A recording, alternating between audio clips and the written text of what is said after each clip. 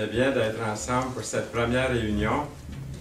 Et je pensais, il y a quelque temps, on avait une rencontre entre plusieurs ouvriers et anciens des assemblées.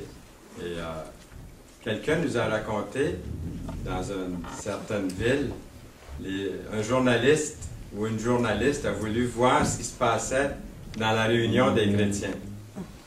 Et puis ce matin, la réunion me faisait penser un petit peu à ça. C'était tranquille, c'était la paix, même c'était assez émouvant d'entendre le partage et tout. C'était une bénédiction. Et la journaliste est venue dans cette assemblée. Et l'ouvrier, celui qui était là, il a dit à la journaliste, on s'excuse, vous avez fait la visite de plusieurs églises dans la région. Ici, vous allez peut-être être déçus. On chante tranquillement. Il y a des moments de silence. Les chants ne sont pas avec une grosse orchestre et les tambours. Mais la journaliste a dit, mais ne vous excusez pas. Elle dit, moi, quand j'entre dans une église, je veux rencontrer Dieu. Je veux me recueillir. Je veux que ce soit tranquille et puis que je puisse sentir que Dieu est présent. Je ne vais pas pour un spectacle, je vais pour être dans la présence du Seigneur. Donc ce matin, je sentais un petit peu ça. J'ai dit, il faut que je leur dise ce qu'on a entendu. Il y en a peut-être d'autres qui étaient à cette réunion-là dont je parle et vous vous souvenez que ça a été dit comme ça, ou à peu près comme ça. Donc ce matin, le message se situe dans Éphésiens. Dans Éphésiens 5, nous achevons cette épître et nous sommes rendus au verset 21, de 1 à 21 aujourd'hui. Et nous allons nous y référer de temps en temps dans ce texte, dans ce contexte. Et c'est intitulé « Les enfants de la lumière ». Et nous sommes tous entrés dans le monde par la naissance physique. C'est comme ça que j'ai eu mon nom, né dans une famille, une naissance physique. Et vu que j'étais le premier de toute la famille, on m'a dit qu'ils étaient tous très, très, très contents.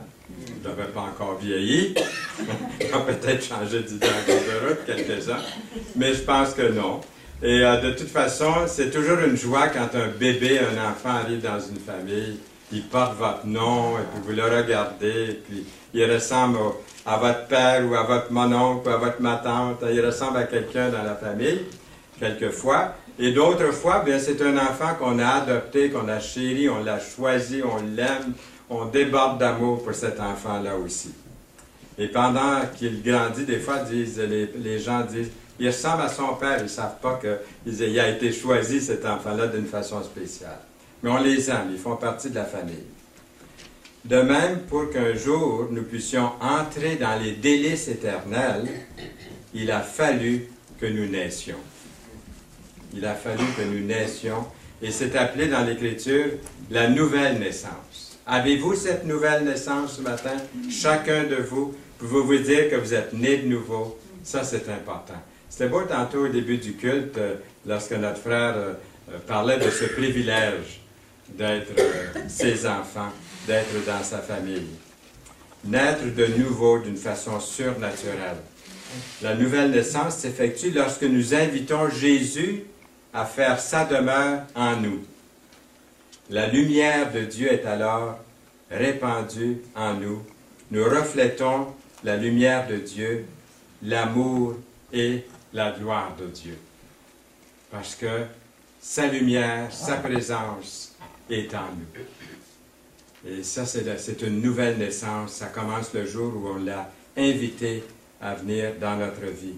Qu'on s'est reconnu pécheur et perdu, besoin d'un sauveur. Il est venu en nous. Et nous reflétons cette lumière de Dieu partout, l'amour et la gloire de Dieu. Nous sommes des porteurs de la lumière de l'Évangile pour les autres. Peut-être une toute petite lumière dans les ténèbres, mais même une toute petite lumière, ça jette pas mal de clarté lorsque c'est très, très sombre. Je me rappelle que plus jeune, on allait, il y avait une voie ferrée pas loin de chez nous, puis il y avait les portes ouvertes. C'était dangereux ce qu'on faisait comme enfant. Mais des fois, on entrait dans ce wagon, puis on fermait les portes. Et comme enfant, ce qui est le thrill, excusez le mot anglais, là, qu'on avait, c'était d'être en pleine obscurité. Mais des fois, il y avait une toute petite fente et puis la clarté entrait. Et c'est incroyable comme nos yeux, finalement, pouvaient voir dans les ténèbres à cause de cette petite lumière qui venait éclairer un petit peu. Donc, ça ne prend pas beaucoup de lumière. Nous sommes cette lumière de l'Évangile dans les endroits dans les lieux les plus sombres de ce monde et aussi des cœurs des gens, dans vos familles, dans ma famille, nous sommes cette lumière. Est-ce que vous avez des exemples où vous avez permis la lumière de Dieu de briller au travers de vous, dans un endroit pénible peut-être aussi, à une personne, à un groupe de personnes, ou dans une atmosphère des fois insupportable? Autrefois, un homme ou une femme qui a donné sa vie à Jésus-Christ comme sauveur a dû souvent quitter son emploi, comme on voit ici sur l'illustration, ou perdre son gagne-pain en raison de sa foi. C'est arrivé chez nous. Chez nous, on était 6 et quand mon père, nous avons accepté l'Évangile, on était la première famille dans toute une région qui ouvrait la porte à l'Évangile et ça a causé tout un émoi. Et il y a eu des persécutions à l'époque. Une des persécutions, c'est qu'on a congédié mon père de son travail à cause de l'Évangile. Alors, c'était des moments très, très pénibles, très difficiles. Mais à cause de la foi placée en Jésus-Christ, il peut y avoir quelquefois, et c'est peut-être arrivé à chacun ici d'une façon ou d'une autre, à cause de la foi que vous avez placée en Jésus, de souffrir quelque injustice, peut-être de la part de vos amis ou de la parenté. La même chose est arrivée à un nommé F.W. Charrington, je le mentionne parce qu'il était l'héritier d'une fortune faite, imaginez-vous, par la brasserie qui portait son nom. C'est une grande brasserie qui a existé et qui existe encore, je pense, en Europe, en Angleterre en particulier, la brasserie Charrington. Charrington passait devant une taverne un soir et puis il y avait une femme qui attendait à la porte de la taverne. Que de misère, hein? La boisson, l'ivrognerie a amené dans des foyers. Avant la conversion de mon père, j'ai connu ça dans notre foyer. C'est vraiment pénible de voir un homme qui boit et puis qui dépense l'argent, mais en plus qui rend sa famille misérable, malheureux. Alors j'ai connu ça comme enfant avant la conversion de mon père. Alors il y avait cette femme qui attendait à la porte de la taverne. Un homme en est sorti qui était, selon toutes les apparences, son mari. Il voulait retourner à l'intérieur de la taverne, mais elle voulait l'en empêcher de retourner à l'intérieur. Son mari lui a donné un coup de poing au visage qui l'a fait tomber par terre. Et Charrington, qui voyait toute cette chose qui arrivait, il a regardé au-dessus de la porte, puis il a vu que c'était son nom qui était écrit là. Charrington s'est dit, avec ce coup de poing, cet homme n'a pas seulement jeté cette femme par terre, mais il a fait tomber pour toujours mon désir de garder cette brasserie. Il était l'héritier de cette brasserie. Et Charrington a abandonné une fortune qu'il aurait pu faire, une fortune avec cette brasserie, plutôt que de la garder, plutôt que de l'argent gagné de cette façon-là, il a abandonné cette brasserie. On raconte aussi l'histoire, on l'appelle Saint-Augustin, un ami d'Augustin qui se nomme Alypius, qui était souvent sollicité par ses voisins pour aller voir les gladiateurs au combat. Il refusait, Alypius, il refusait d'y aller. Il ne voulait pas y aller, parce qu'il détestait la brutalité. Vous voyez, même à cette époque-là, des fois quand j'ai vu des films sur les gladiateurs, je me suis dit, comment est-ce qu'on pouvait rester? J'ai de la misère à voir les toréadors, de voir comment on maltraite les animaux. J'ai de la misère à voir ça, c'est de la cruauté. Mais à l'époque, comme vous savez, c'était des êtres humains dans les arènes. Alors, il détestait Alypius parce qu'il détestait la brutalité et toute cette barbarie, ces jeux de barbares qui se livraient. Un jour, il a été affecté à l'amphithéâtre contre sa volonté. Déterminé à ne pas assister à ce spectacle sanglant, pourtant, Alypius gardait les yeux fermés, il ne voulait pas voir, il gardait ses yeux fermés, il entendait, mais il ne voyait pas ce qui se passait. Et puis Alypius, les yeux fermés comme ça, tout à coup, il a entendu un cri perçant qui a suscité sa curiosité tellement qu'il a ouvert les yeux, il a regardé, et puis un des combattants venait de recevoir une blessure mortelle, sanglante. À peine Alypius avait-il découvert le flux de sang issu du côté de la victime, que sa sensibilité commençait à être émoussée, et puis il est entré lui aussi, comme tout le monde, dans les cris, les acclamations de la foule bruyante autour de lui. Il s'est laissé emporter. Puis à partir de ce moment-là, Alypius était un homme changé pour le pire. Non seulement s'est-il mis à assister à de tels sports, à de tels spectacles, lui-même, mais il a influencé aussi les autres autour de lui à faire la même chose. Même si Alypius était entré dans l'arène contre sa volonté, son exposition au mal l'a finalement amené à la dépendance et suggère ce qui peut arriver au meilleur des personnes, au meilleur des gens, quand ils se soumettent peu à peu, petit à petit, des fois sans le réaliser trop, se soumettent aux plaisirs immoraux de ce monde.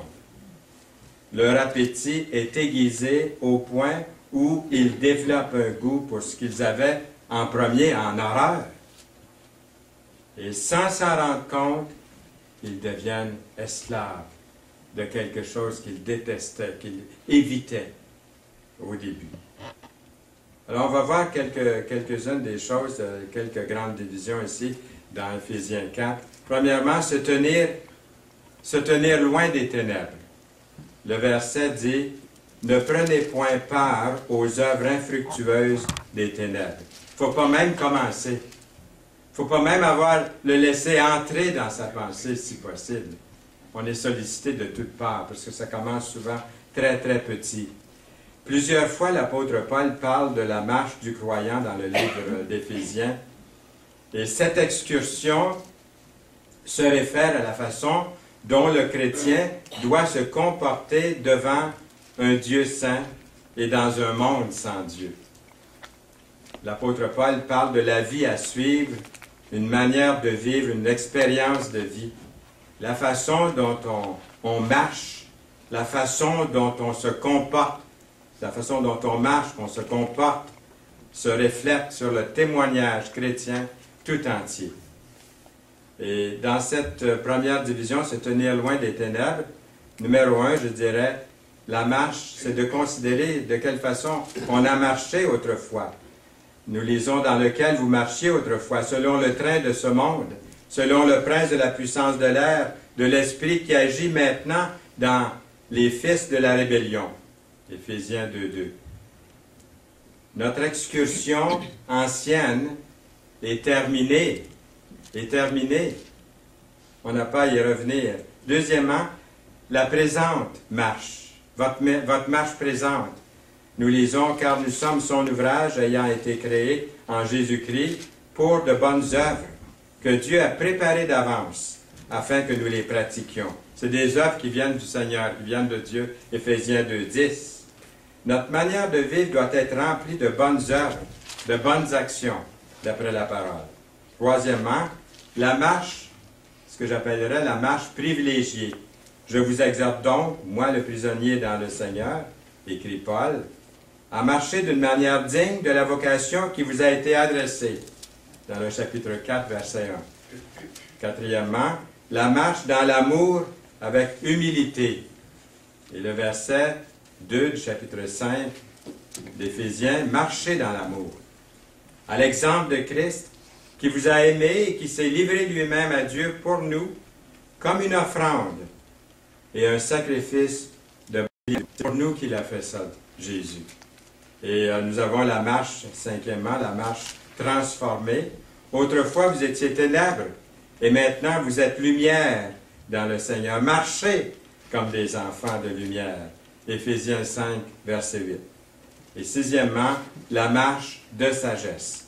Au verset 15 du chapitre 5 d'Éphésiens, « Prenez donc garde afin de vous conduire avec circonspection, non comme des insensés, mais comme des sages. » La deuxième grande division dans notre contexte aujourd'hui, c'est offrir son corps à Dieu. La première était se tenir loin des ténèbres. La deuxième, c'est offrir son corps à Dieu. Les gens qui marchent dans les ténèbres utilisent souvent leur corps à des fins autres que pour faire le bien. Paul nous dit dans Romains 12, 1, à offrir son corps comme un sacrifice vivant, saint, agréable à Dieu, ce qui sera de votre part un culte raisonnable. Et je vous répète souvent que le problème avec un culte, avec un sacrifice vivant, nous, le sacrifice vivant sur l'autel, c'est qu'on cherche toujours à descendre en bas de l'autel. C'est un sacrifice vivant. Donc, ils cherchent toujours à sauter en bas de l'autel. Hein? C'est désagréable des fois d'être sur l'autel, de brûler certaines choses. Avez-vous brûlé certaines choses? Oui. En devenant chrétien, on a brûlé, on a éliminé certaines choses. Elles ont tendance à vouloir revenir. Alors, on offre son corps comme un sacrifice vivant, saint, agréable à Dieu. Dans ce monde dans lequel on vit, il est devenu difficile d'expliquer, par exemple, ce qu'est l'immoralité.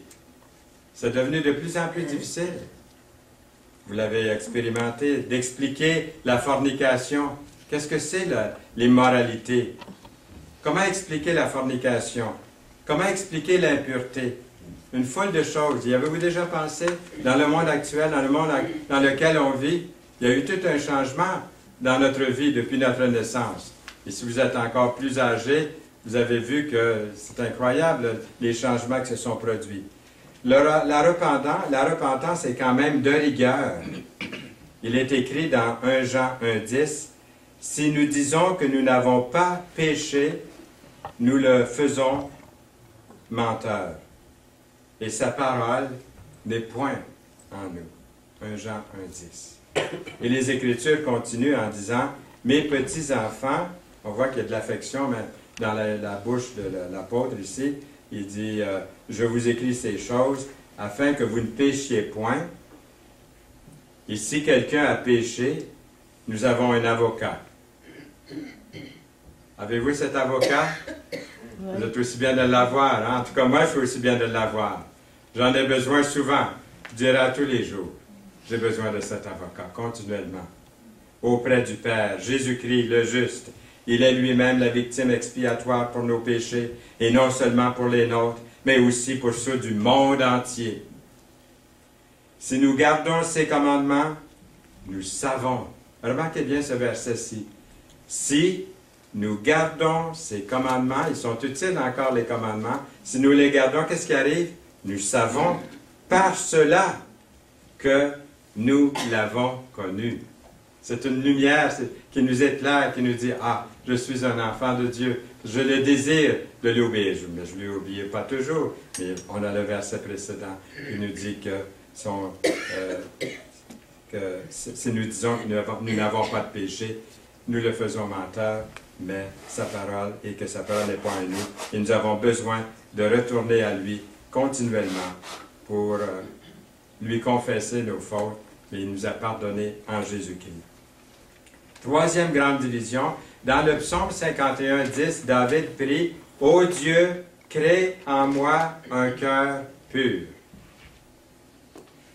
Il est important de demeurer maître de ses pensées. Au verset 7 du psaume 51, « Lave-moi, et je serai plus blanc que la neige. » Avez-vous trouvé que la neige était blanche ce matin? Puis tantôt, le soleil est sorti, puis là, je voyais le toit à côté ou d'où j'étais assis par la fenêtre. Et puis, quelle blancheur! Blanc, plus blanc que neige, hein? Là, on chante souvent. Mon cœur est plus blanc que neige. Lave-moi et je serai plus blanc que la neige. Il ne pouvait pas trouver un meilleur exemple, hein, que ça.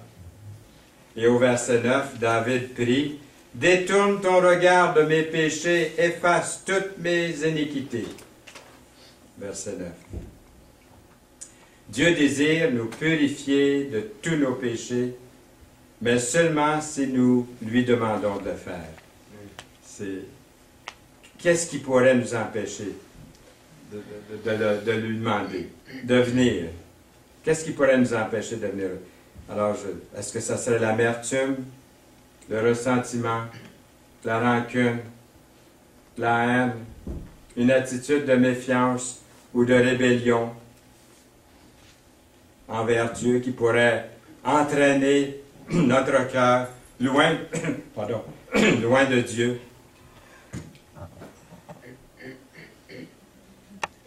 Dans l'Ancien Testament, les Israélites qui se rendaient coupables de péché devaient offrir un sacrifice expiatoire, un sacrifice d'un animal, un petit animal innocent, pour se purifier devant Dieu.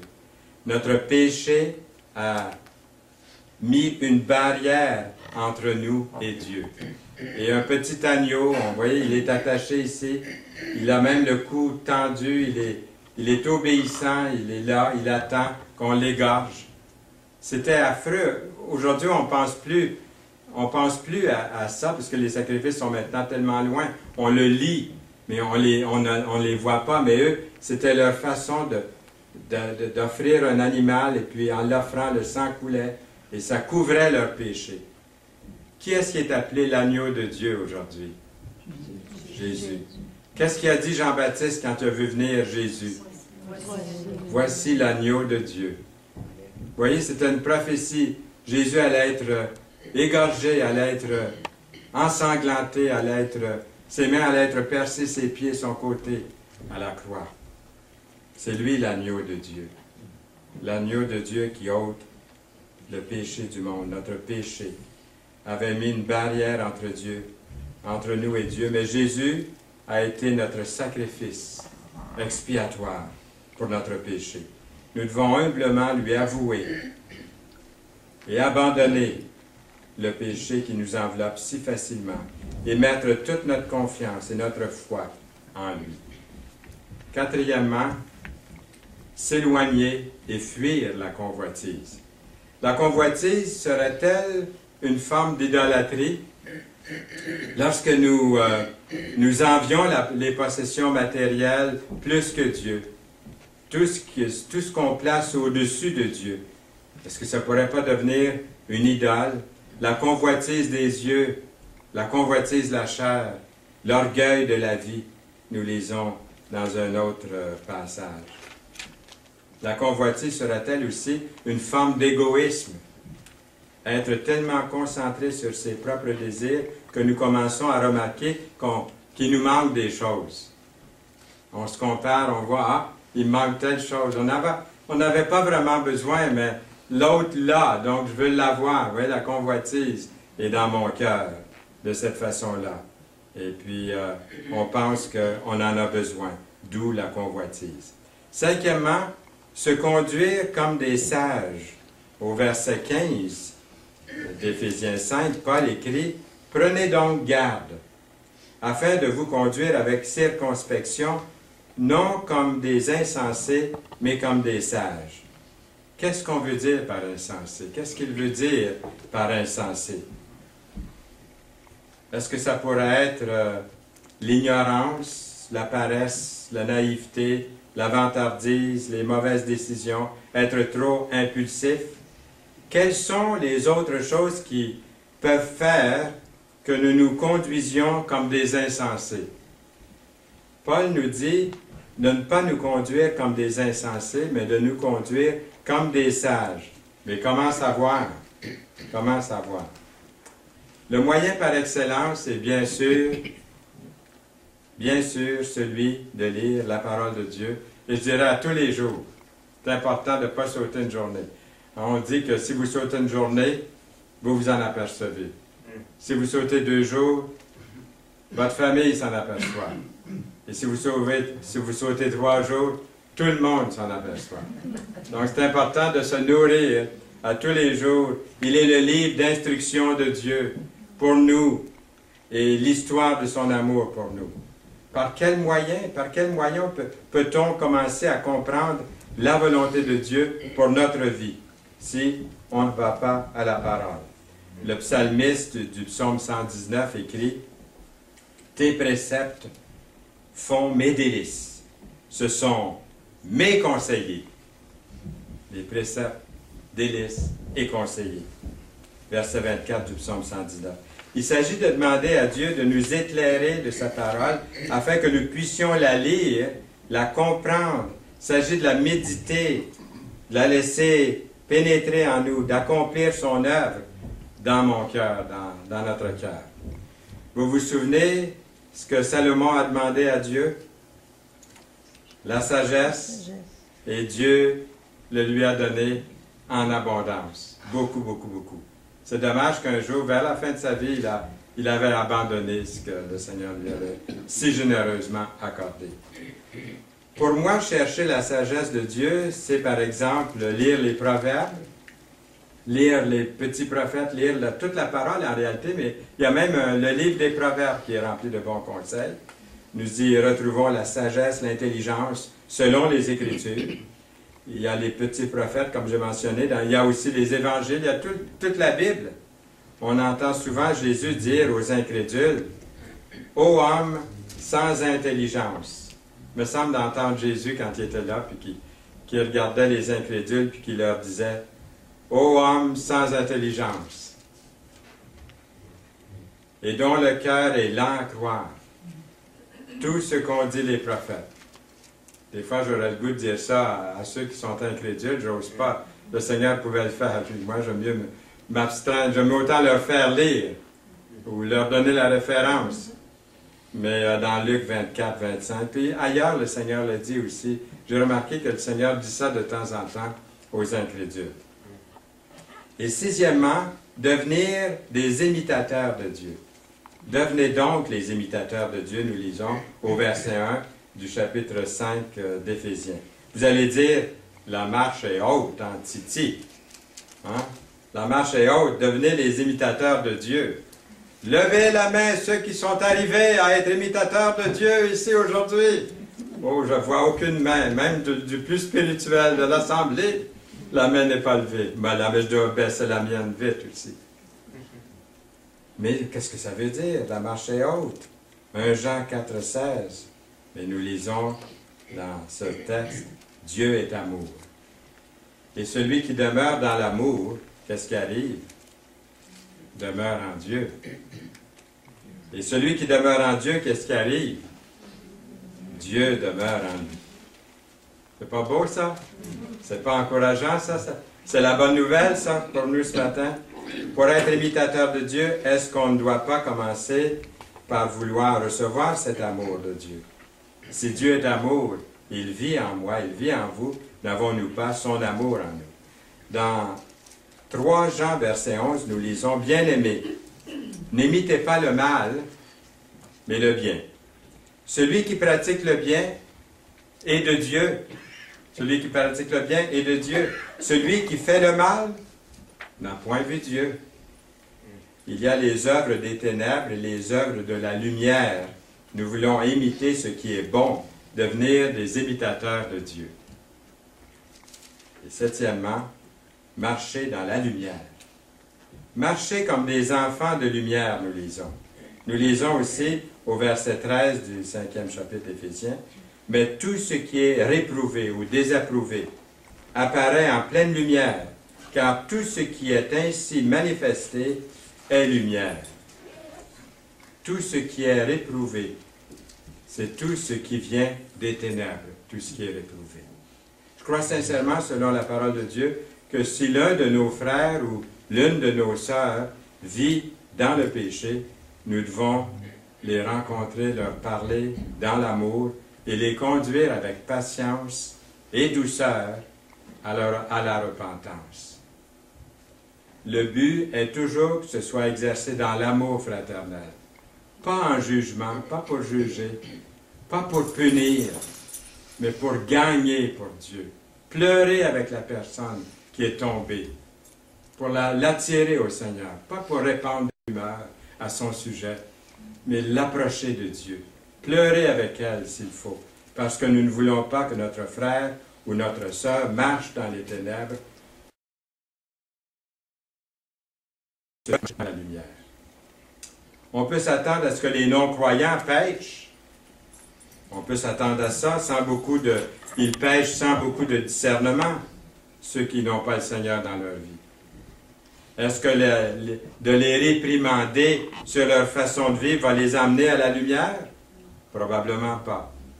Si je leur présente Jésus, qui dit « Je suis le chemin, la vérité, la vie, nul ne vient au Père que par moi », si je leur présente ce que Jésus a fait pour eux, et leur réaliser qu'ils sont pécheurs, perdus, qu'ils ont besoin d'un sauveur, là peut-être qu'ils vont se soumettre à la volonté de Dieu. La lumière de Dieu devrait toujours briller à travers la vie du chrétien, par ses paroles, et si possible, expliquer avec amour aux non-croyants ce qu'enseigne la parole de Dieu sur le salut de leur âme. Il ne s'agit pas ici de banaliser le péché des gens qui ne sont pas sauvés, qui ne sont pas chrétiens, qui sont des non-croyants. Il ne s'agit pas de banaliser leur péché, mais d'être soi-même une lumière auprès d'eux. Simplement une lumière auprès d'eux. Leur propre conscience, espérons, peut-être va les convaincre de péché, de justice et de jugement devant Dieu, qui, nous l'espérons, les conduira à la repentance. Mais on peut faire juste ce qu'on peut faire, briller pour le Seigneur, témoigner pour lui. Qu'est-ce qu'on peut faire de plus? Le reste est fait par le Seigneur. Je ne sauve personne, je n'ai jamais sauvé personne, mais j'ai vu des centaines de personnes sauvées dans le ministère. Mais ce n'est pas moi qui les ai sauvées. J'ai dit, Seigneur, fais que je sois une lumière au milieu des ténèbres. Et c'est lui qui sauve, qui touche les cœurs, qui les amène à lui. Qu'est-ce qu'on lit dans Matthieu 5, 14? Vous êtes la lumière du monde. Matthieu 5, 14. Une lumière, c'est fait pour éclairer. On n'a pas à la cacher de peur d'être rejeté. Ça arrive quelquefois. En tant que chrétiens, nous serons quelquefois persécutés, mis de côté, à cause de cette lumière qui est en nous. Hein? C'est gênant. Quand vous arrivez dans les ténèbres, vous êtes une lumière, c'est gênant, là. Vous découvrez des choses, hein, quand on arrive avec une lumière dans les ténèbres. On voit les petits coins noirs, les petits coins sombres. On voit ce qu'il y a dans ces petits coins sombres, ce qu'il y a dans ces petits coins noirs. C'est une lumière qui éclaire dans les endroits sombres et obscurs de ce monde. Huitièmement, être rempli de l'Esprit. Les gens qui connaissent Jésus, écoutez bien ceci, les gens, je suis convaincu, les gens qui connaissent Jésus et qui sont remplis de l'Esprit de Dieu sont certainement plus en paix, les plus en paix qui existent dans le monde. Et aussi, je dirais aussi, je me risque à dire les plus joyeux qui existent dans le monde. Des fois, le chrétien a de la misère à cacher sa joie parce que le Seigneur est dans son cœur. Il a la paix. Il est la joie du Seigneur pour les autres qui vivent sans l'Esprit de Dieu. Nous lisons dans la parole, ne vous enivrez pas de vin, parce que le vin peut rendre le cœur joyeux. La parole dit, ne vous enivrez pas de vin. Soulignez le mot enivrer ici. C'est pas dit de ne pas prendre de vin, c'est dit de ne pas s'enivrer de vin. C'est de la débauche. Il dit, soyez au contraire remplis de l'Esprit. C'est ça qui donne la vraie joie. C'est pas la drogue, c'est pas la cigarette, c'est pas l'alcool. C'est pas toutes ces choses-là qui donnent vraiment la joie qui dure, mais c'est Jésus-Christ dans votre vie qui peut vous donner, qui peut vous satisfaire selon Éphésiens 5, 18. Cet autre verset dans Galates 5, 22 énumère le fruit de l'Esprit, c'est marqué le fruit de l'Esprit, c'est pas une erreur de français qu'il y a là, parce qu'après ça on voit plusieurs fruits. Mais il dit le fruit de l'Esprit, l'amour, la joie, la paix, la patience, la bonté, la bienveillance, la foi, la douceur, la maîtrise de soi. Marchons dans la lumière. Jésus, dans Matthieu 5, 16, nous dit que votre lumière luise ainsi devant les hommes, afin qu'il voie vos bonnes œuvres et qu'il glorifie votre Père qui est dans les cieux. Dans Matthieu 5, 16. Il y a tout un contraste, hein, voyez-vous? Tout un contraste entre les fruits de l'Esprit, là je l'ai mis au pluriel ici, les fruits de l'Esprit ou le fruit de l'Esprit et les fruits du mal. Marchons honnêtement comme en plein jour, Romains 13, 13. Honnêtement comme en plein jour, loin des orgies et de l'ivrognerie, de la luxure et de la débauche, des querelles et des jalousies. Ce qui nous amène à parler pendant quelques instants seulement des fruits de la lumière. Car le fruit de la lumière consiste en toutes sortes de bonté, justice, vérité. Éphésiens 5, 9. Premièrement, de bonté. Lorsque nous choisissons de faire le bien sur le mal, nous sommes en train d'exercer la bonté. Pas vrai? On ne rend pas le mal pour le mal. On ne rend pas le mal pour le mal. Dans 1 Timothée 6, 18, il est écrit « Recommande-leur de faire du bien. » Lorsque nous sommes bons pour les autres, sans s'attendre d'être récompensés, nous sommes en train de faire ce qui plaît à Dieu. Lorsque le monde, pour le monde, ça peut être différent. Je pense pas que le monde connaisse vraiment, là, sincèrement, là, connaît la différence entre le bien et le mal. C'est un peu confus aujourd'hui, je pense. Hein, ils ne font pas tellement la différence. Ça peut dépendre de l'état de leur conscience. Il y en a peut-être plus que d'autres. Mais en général, là, dans Romains 2,15, il est écrit, il montre, hein, au pluriel, il montre que l'œuvre de la loi est écrite dans leur cœur, leur conscience. Vous voyez, il y en a qui sont assez... Leur conscience est quand même là. Peut-être il y a quelqu'un qui est en train d'écouter qui dit, moi, je n'ai pas lu la parole de Dieu, je ne connais pas la parole, je ne la lis pas, mais là, j'entends le message, puis c'est vrai, ma conscience me dit qu'il y a du mal puis qu'il y a du bien. Je suis capable de faire une certaine différence. Qui est-ce qui a mis ça en vous? Qui est-ce qui a mis ça en vous?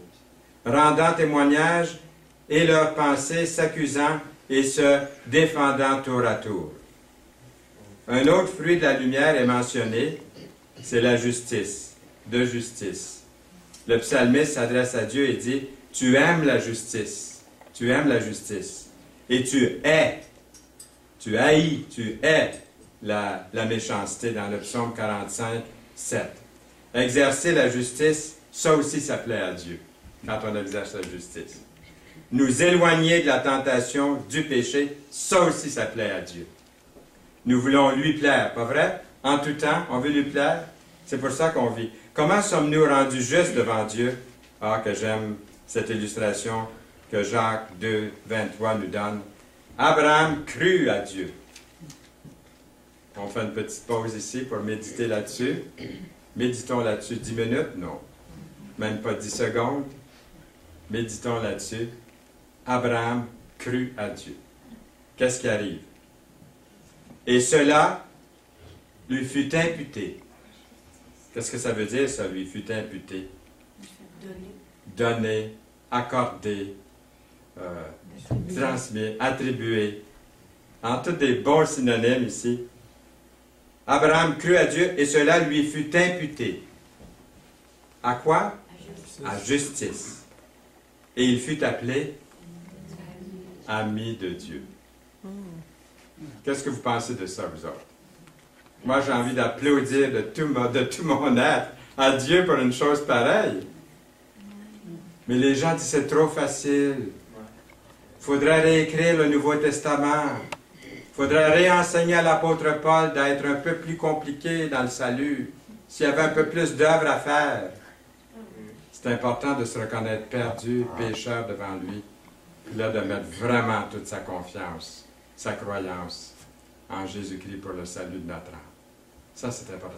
C'est tellement simple que la majorité ne le fait pas, ne vient pas au Seigneur. Pourtant, c'est tellement clair dans la parole. Et troisièmement, un autre fruit de la lumière que nous avons lu dans le texte, de vérité. Dieu désire que nous l'adorions en esprit et en vérité. Là où il y a la vérité, il n'y a rien de caché. C'est comme une lumière, ça aussi. Rien de secret. Nous abandonnons à Dieu notre esprit, notre âme, notre corps. L'esprit représente une relation verticale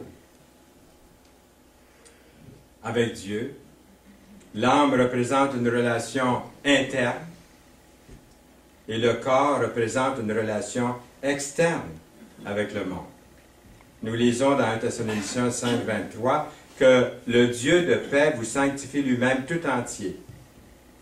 Et que votre être, l'esprit, l'âme et le corps, on est tripartite, on est en 3 parties, soit conservé irréprochable lors de l'avènement de notre Seigneur Jésus-Christ. Avec l'amour de Dieu en nous, nous recherchons la vérité. Nous désirons marcher dans la vérité. Nous marchons dans la vérité et dans l'amour, et cela devient évident pour ceux qui nous entourent. Le monde a bien changé. Vous vous rappelez les 5 principaux problèmes de discipline à l'école quand vous étiez jeune? Est-ce qu'il y en a qui étaient là en 1940? Levez pas la main. Moi, j'y étais, par exemple, en 1940. Et puis, les 5 principaux problèmes de discipline à l'école en 1940 étaient les suivants. Parler en classe, mâcher de la gomme, faire du bruit, sortir du rang en ligne et jeter des papiers par terre.